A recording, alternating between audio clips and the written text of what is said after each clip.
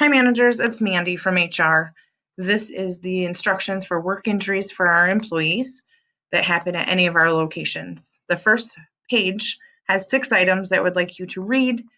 If there's any questions or concerns, definitely get a hold of me.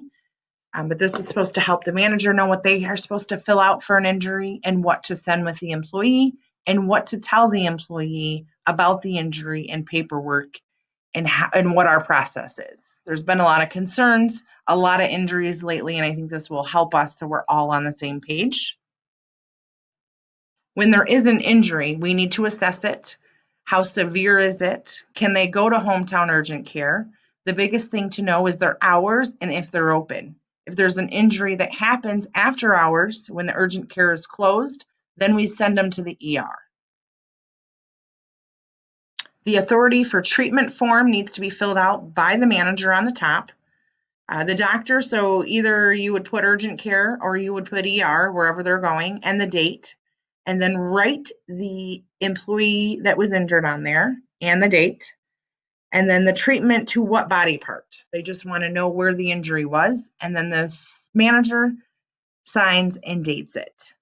Give this to the employee. They will take it to the urgent care or ER. And then this bottom half is to be completed by the doctor and returned to the employer. This next page is the return to work capabilities, form and release, medical provider statement. The manager does not need to do anything with this form, but give it to the employee so they can take it with them to the urgent care or ER that is filled out by the doctor in case they have restrictions. Maybe they can't do that certain job anymore. Maybe they can't lift over 10 pounds. This form helps us to know what they are allowed to do in our workplace.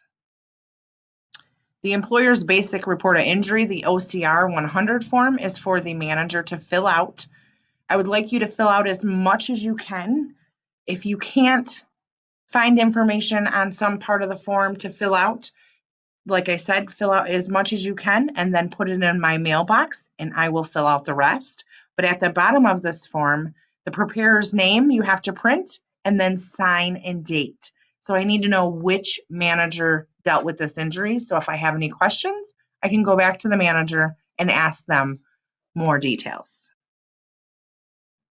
The accident investigation report is kind of a synopsis of the injury and what happened, the employee's name, the date of the accident, the time, the job title, and then the analysis of, what were they doing when the accident occurred? What's the nature of the injury? What are the detailed description of that accident? And at the bottom of the page, it talks about corrective measures.